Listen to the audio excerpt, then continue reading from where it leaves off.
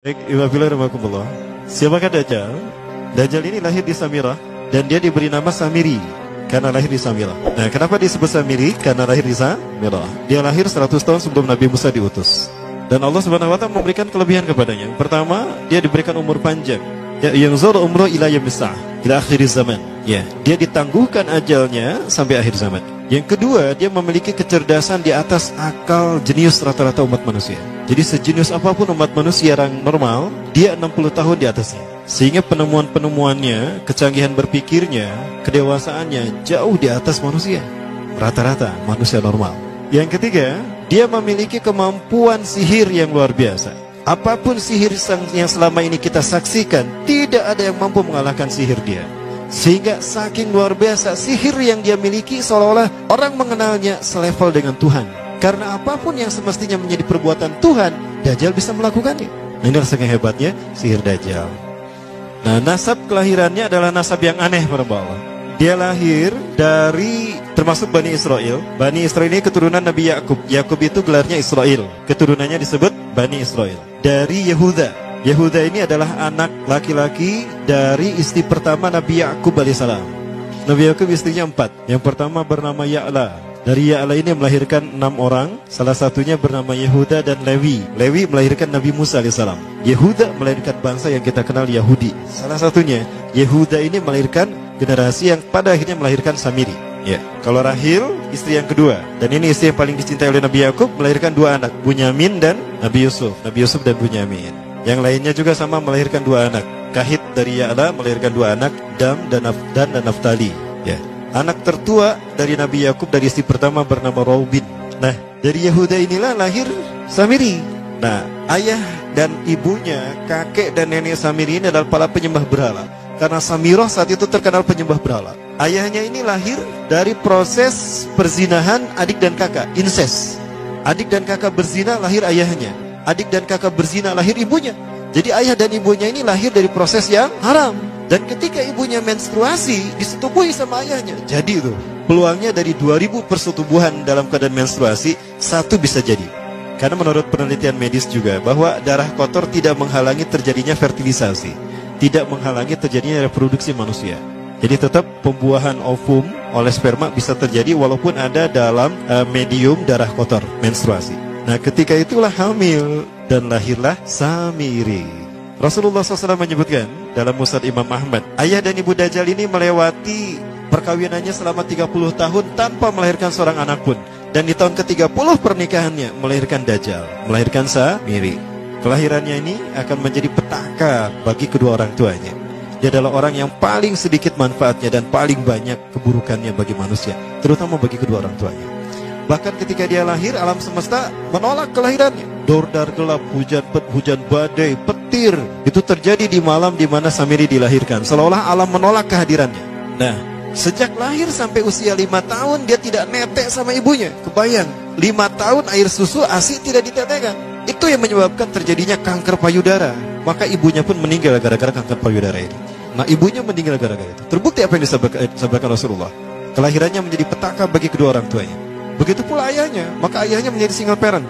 Nah, kemudian di tahun yang kelima, sejak lahir sampai 5 tahun, kenapa dia menetek pada ibunya? Karena kerjanya tidur melulu. Disebut mati, dia bernafas dan cuma berdetak. Disebut hidup, dia tidak bergerak. Antara hidup dan mati, la yamutu wa la yahya. Nah, maka di usia ke-5 tahun, nah ini terjadi peristiwa yang menarik. Apa itu? Samiri bangun dari tidurnya di tengah malam dan tidak ada orang yang menyadari Samiri bangun. Dia merangkak dan pindah ke berhala yang terbesar. Nah, dia pindah ke pangkuan berhala terbesar, tidur di sana.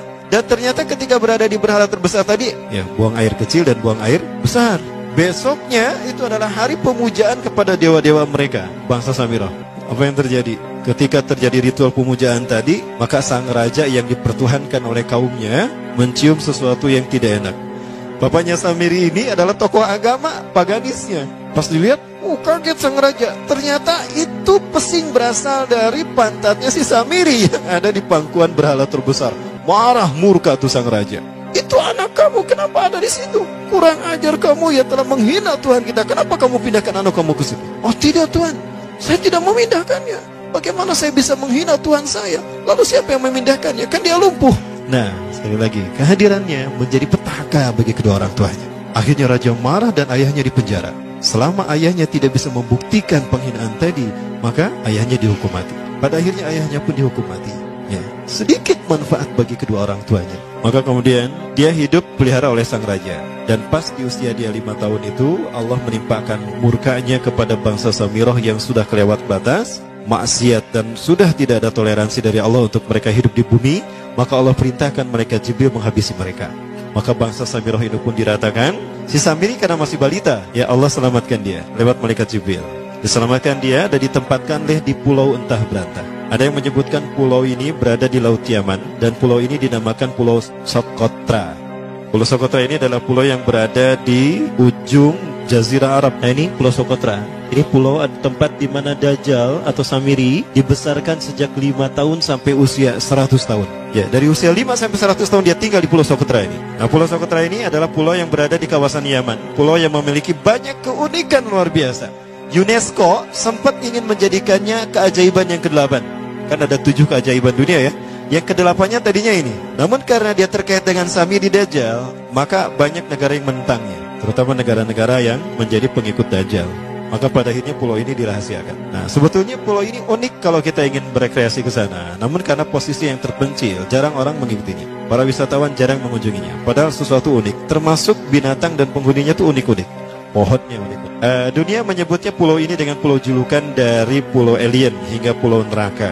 Ada juga yang menyebutkan The Jekyll Island. Pulau Jekyll Island itu bahasa barat, kalau bahasa kitanya Pulau Dajjal. Ya, sama dengan Pulau Sedir ya. Itu juga The Jekyll Island. Nah, Pulau Socotra kaya dengan flora dan fauna yang unik hingga saat ini belum ditemukan di tempat lain. Jadi tidak ada flora dan fauna yang ada di pulau ini yang ada di pulau lain di seluruh dunia.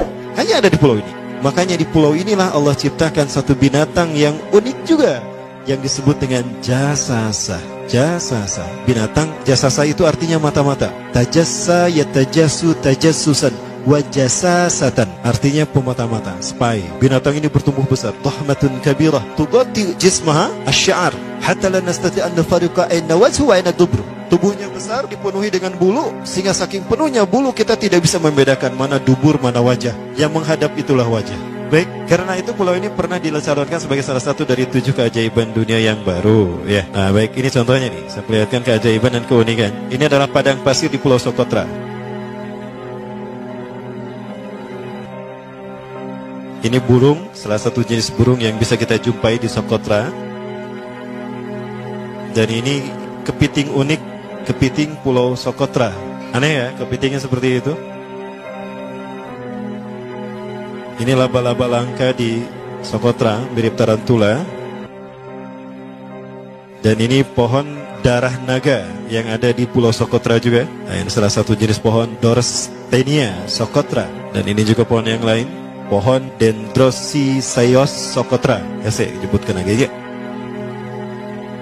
Nah, ketika di pulau itu, sebelum bertemu dengan Nabi Musa, Samiri di pulau itu yang hanya tinggal dengan seekor binatang jasasa. Binatang jasasa ini memberikan beberapa hal kepada si Samiri ya. Allah Azza wa Jalla menciptakan binatang berbicara yang bernama jasasa. Dia di mana lahirnya, ajalnya, matinya sama dengan ajal Dajjal. Begitu pula muncul dan menghilangnya. Binatang inilah yang mengajarkan akidah tauhid kepada Samiri muda. Pelajaran ini kononnya ditulis oleh Jibril alaihissalam dalam bentuk panel-panel atau prasasti. Isi prasasnya panel 1. Yang ditulisnya malaikat Jibril, panel 1 itu berisi kalimat La ilaha illallah, tidak ada Tuhan selain Allah. Ini dijelaskan oleh binatang jasasa. Yang kedua, panel kedua berkata Allahu wahid la syarikalah. Allah Maha Esa, tidak ada sekutu bagi Allah. Itu dijelaskan juga oleh binatang jasasa ini. Nah, binatang jasasa ini sekali lagi dia bertubuh besar.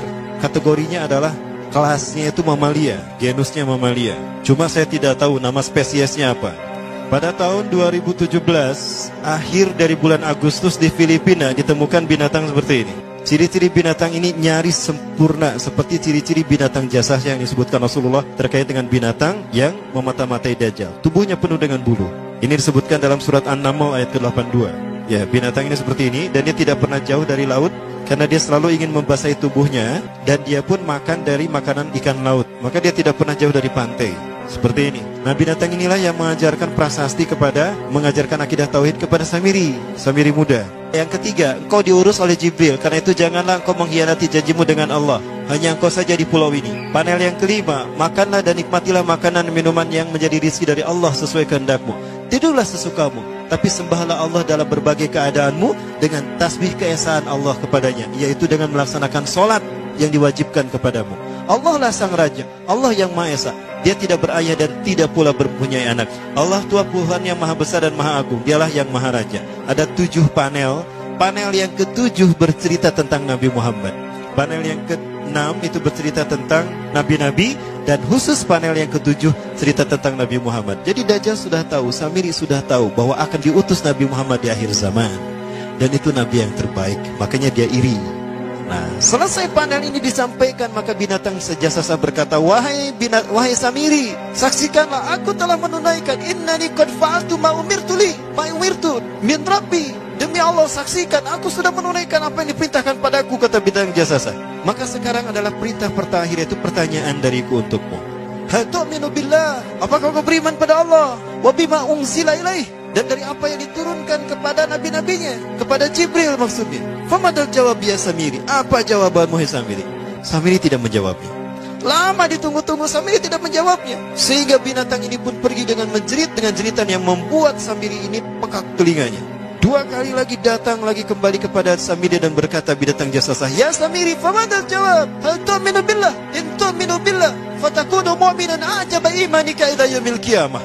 Jika kau beriman kepada Allah, maka sungguh kau akan menjadi mukmin yang menakjubkan imannya. Inna ajalaka ukhirat ila akhir zaman. Sesungguhnya ajalmu ditangguhkan sampai akhir zaman. Jika kau beriman pada Allah, engkau akan menjadi mukmin yang menakjubkan. Fa in lam tu'min billah, tapi jika kau tidak beriman kepada Allah, wa bima unzila ilaih, dan apapun yang diturunkan pada Jibril, innaka minal mal'unina ila yaumil qiyamah, dan kau terkutuk sampai hari kiamat nanti. Tidak juga dijawab. Pergi lagi binatang jasasa tadi sambil memekikkan suara yang pekikan yang keras. Yang ketiga kali yang terakhir dia bertanya kembali. Dan apa jawaban Samiri?